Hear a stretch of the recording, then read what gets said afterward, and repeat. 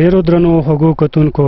د ادبي مرکه په خپرونه کې تبسم افغاني ستاسو په خدمت کې هم خوږو کتونکو ستړي مشه درته وایم د چرما په لمنه کې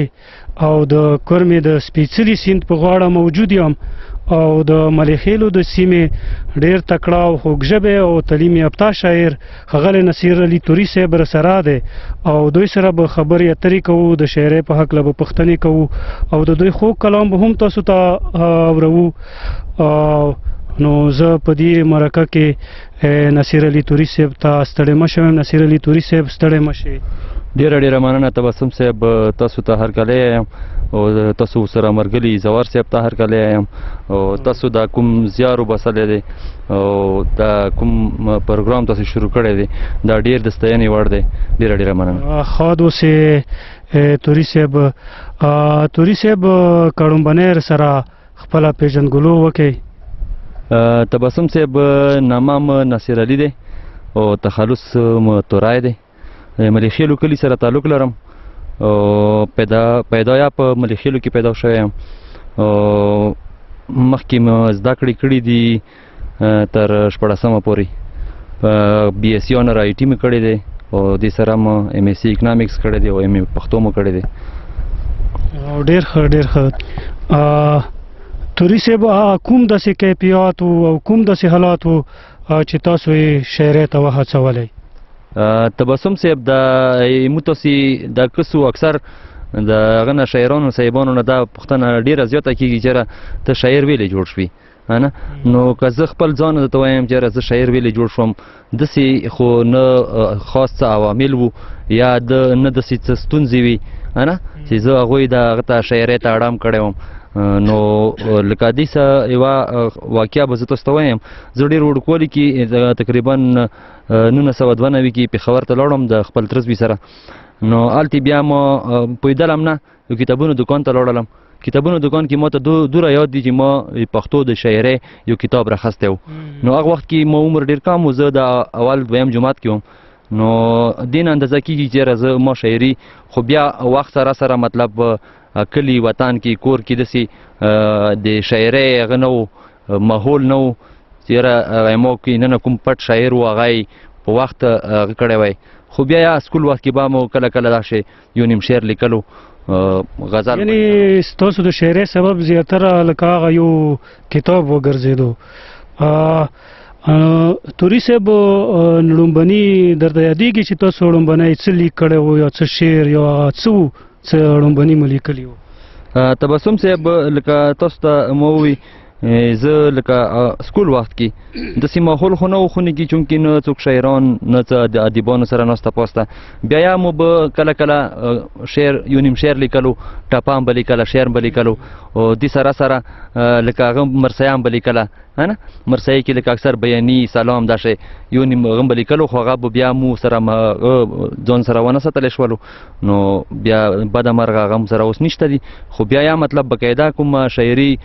ما شروع کړله هغه بیا زه تقریبا هغه کې وم کالج وخت کې وم نه چې هغه کې وخت کې بیا هغه کلام ما سره شته دی ما محفوظ ساتلی دی ډېر ښه تر اوسه به مو څومره شاعري کړې وي نو که په تعداد خوشي تعداد نه خو زه نشم ویلی اصل خبره د معیار وي شاعري خو مطلب لیکل خو ما ډېر کړي دي خو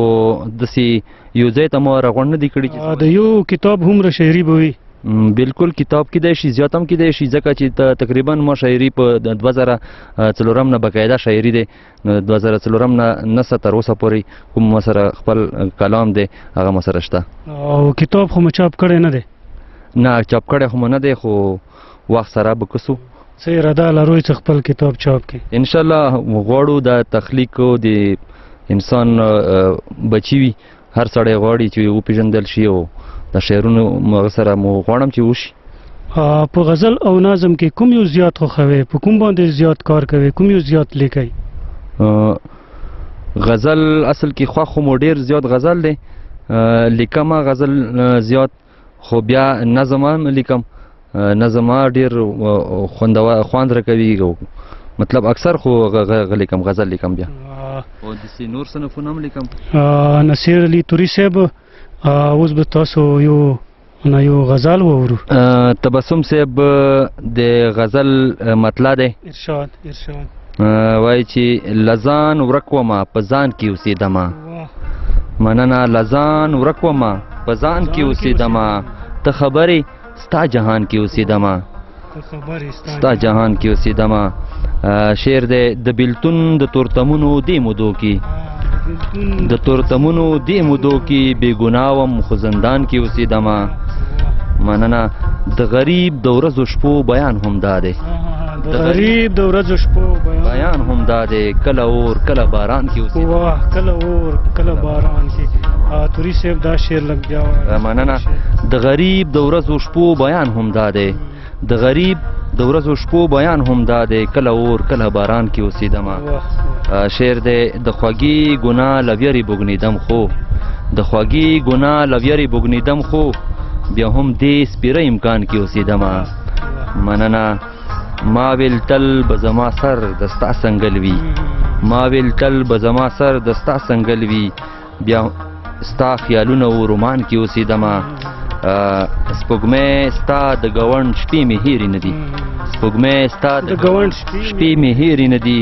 لکه ستوري د اسمان کې اوسېدمه. واه واه توري صاحب ډېر ښه دا دوباره وایه. مننه سپوږمۍ ستا د ګاونډ شپې مې هېرې نه دي. سپوږمۍ ستا د ګاونډ شپې مې هېرې نه دي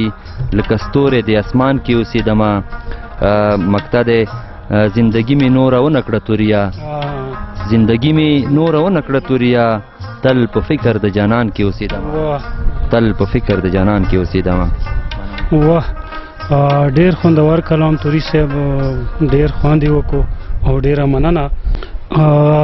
توري صاحب د یو شاعر دپاره په ادبي غونډو کې ناسته څومره ضروري وي؟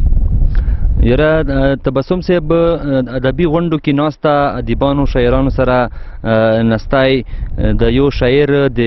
مخته تللو لپاره ډېر ضروري دی. ځکه که مو سترګې وغړو فطرتاً پښتون خو هر پښتون شاعر دی خو بیا پښتنو کې هغو شاعرانو ډېره نما کړې دی کوم چې مطلب باقاعده د چا ادیبانو سره ناستي او خصوصا د پښتو ادبي غونډو کې مطلب هغوی حصه اخلي باقاعده. تاسو کوم ادبي غونډې سره تعلق لرئ؟ تبسم صاحب زه به په دې حوالې سره د نوشي بنګش صاحب ډېره مننه وکړم.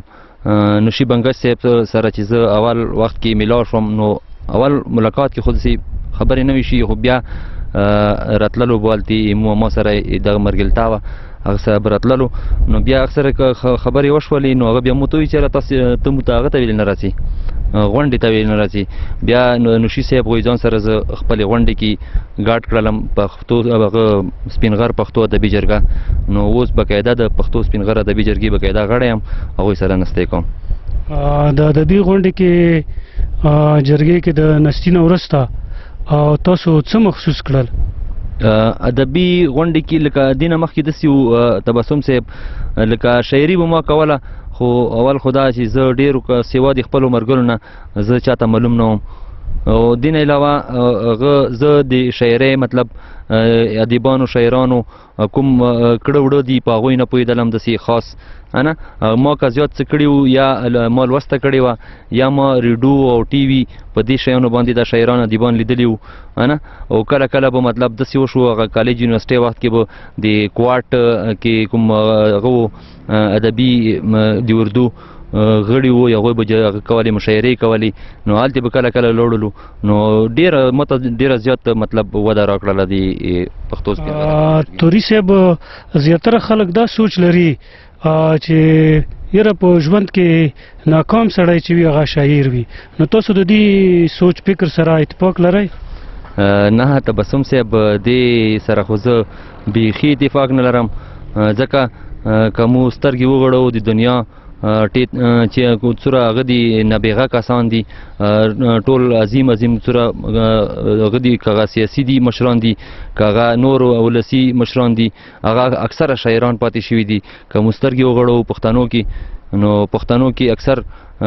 لکه غني خان شولو او غني خان بابا نه مخکې حمزه بابا ته سترګې وغړوي او خوشحال بابا که وګورئ هغه خو د پښتو نابغه دی د خپل وخت او تر ننه پورې بیا پښتو کې او په دې وطن کې د خوشحال بابا په شان څوک نه دی پیدا شوی. نو دا ډېر مطلب دې خبرې سره زه اتفاق نه کوم چې شاعر به یو ناکام سړی وي. ډېر ښه توري صاحب، تاسو نظم او غزل دواړه لیکئ، نو ستاسو غزل خو مو واورېدو او ډېر خوندور و. نو اوس به تاسو نه غوښتنه وکړو که تاسو خپل یو خوندور نظم راته واوروئ. مننه تبسم صاحب. نظم به تاسو ته زه وړاندې کړم. د پړه چنار په عنوان باندې ما یو نظم لیکلی دی. پړه چناره ګلې ګلزاره، چنار چناره خمار خماره، د زړه قراره زما نګاره. پړه چناره ګلې ګلزاره، چنار چناره خمار خماره، د زړه قراره زما نګاره. ته مې زړګی یې، ته مې ځیګر یې، ته مې لالی یې، ته مې زړه سر یې، ته شالیلی یې تاج د سپین غر یې. پړه چناره ګلې ګلزاره، چنار چناره خمار خماره، د زړه قراره زما نګاره. ستا چنارونه سپین مړوندونه، ستا ګل راغونه، ستا بازارونه، ستا سروینجونه، ستا ملاتونه. پړه چناره ګلې ګلزاره، چنار چناره خمار خماره، د زړه قراره زما نګاره. چې ځوان په تن شوم په تا مین شوم، ټپه ټپه شوم اتڼ اتڼ شوم، دلته کې ورک شوم دلته سرګن شوم. مننه. چې ځوان په تن شوم په تا مین شوم، ټپه ټپه شوم اتڼ اتڼ شوم، دلته کې ورک شوم دلته سرګن شوم. پړه چناره ګلې ګلزاره، چنار چناره خمار خماره، د زړه قراره زما نګاره. ډېره مننه ته.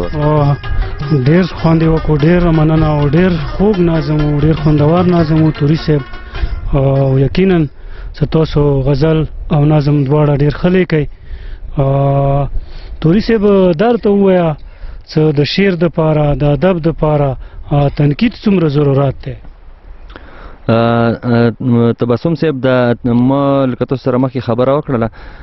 کله چې زه د سپین غر پښتو ادبي جرګې ته راغلم نو بیا ما ته خپل کلام کې ډېرې کمزورۍ په ګوته شولې، نه. نو تنقید داسې دی لکه د یو شي ته ښکلا ورکول. یو شی به وي جوړ به وي، نه، یو مطلب یو فنکار به یو شی جوړ کړي، یو څیز به جوړ کړي، هغه به مطلب یو نوم به وي چې یاره دا شی دی، خو چې څو پورې هغه ته ښکلا نه دی ورکړی شوي، څو پورې هغه سم نه دی شوی، نو هوره پورې هغه شی که څوک مارکیټ ته یوسي، هغه که څوک بازار ته یوسي، هغه د بیا بیه نه کوي. همداسې شاعري هم همدا شی دی. شاعري دی که هغه د ادب یو بل صنف دی، هغه کې تنقید ډېر زیات اهمیت لري. تنقید نه بغیر که هغه شاعري دی او که هغه نور ادبي مطلب صنفونه دي، هغه بیا نیمګړي پاتې وي. اوس تاسو ته څه ښکاري چې تنقید اوس د نوي چې کوم دور شاعري دی او د نوي شاعران چې کوم دي دا د تنقید زغم لري؟ تبسم صاحب، بدقسمتي دا دی چې مو خلک د تنقید یو خدا زغم نه لري. کوم مطلب که شاعران دي هغه زغم نه لري، او بیا بده مرغه کوم خلک چې تنقید کوي په کار دا دی چې کوم سړی تنقید کوي، کوم کس تنقید کوي، هغه په دې پوه په مطلب د شاعرۍ په مطلب کمیو او خوبیو هغه پوه وي، نو هغه په کار دی بیا تنقید وکړي، او تنقید داسې تنقید وکړي چې هغه تعمیري وي، تنقیدي هغه نه وي، تخریبي نه وي. نو تنقید برای تعمیر بیا ګټه کوي، او که بیا کوم کسان په تنقید په ګټې پوهېږي هغه بیا زغم هم لري، نه، هغه بیا زغم لري، هغه بیا برداشت کوی شي تنقید، چې په هغه باندې مطلب کوم تنقید وشي هغه بیا تنقید برداشت کوي. توري صاحب، د پښتو ادب ته د شاعرۍ نه علاوه د نثر ډېر زیات ضرورت دی، نو تاسو په نثر باندې چېرته کار کړی دی؟ بالکل تبسم صاحب، د نثر ډېر زیات ضرورت دی. لکه دې کې به زه یوه خبره وکړم، بده مرغه مو کوم د تعلیمي نظام دی هغه مو مورنۍ ژبې کې نه دی. نو پوهان یایي چې څو پورې د مورنۍ ژبې کې یو بچی تعلیم حاصل نه کړي نو هغه مخکې کوم د تعلیمي کیریر دی هغه بیا وده نه کوي. نو پښتو کې خو حقیقت دی نثر ډېر کم لیکلی شوی دی، خو بیا یاد دوره کم نه دی. ما خپله داسې باقاعده نثر نه دی لیکلی، خو بیا مات ګډ چې ته وړه وړې ټوټې کله کله ولیکم ځان سره، خو داسې باقاعده ما نثر نه دی لیکلی. د یو شاعر په توګه په خپل خوا او شا کې خلک درته په کوم نظر ګوري؟ تبسم صاحب لکه مو پښتون سړی لکه مخکې ما خبره وکړله پښتانه د شعر و شاعرۍ سره ډیره علاقه لري او ډیره مینه ورسره لري خو بیا مطلب نن سبا وخت کې شاعران ډیر په دروند نظر لیدل شي ما سره ما کوم مرګلي دي او دین علاوه ما څوک پیژندي دي شاعر په توګه هغوی ما سره ډیره مینه کوي او ډیر ماته ډیر قدر کوي زه د هغوی ډیره مننه کوم او ډیر بس قدرمان اوسې خو توري صاحب په اخره کې به خپل یو تازه کلام تاسو نه واورو که اوس تاسو کوم یو کلام لیکلی وي؟ زه به تازه کلام تاسو ته واورم تازه کلام غزل دی تبسم صاحب مقطع دی هر ماښام دی په یادونو لیمه نم کړم واه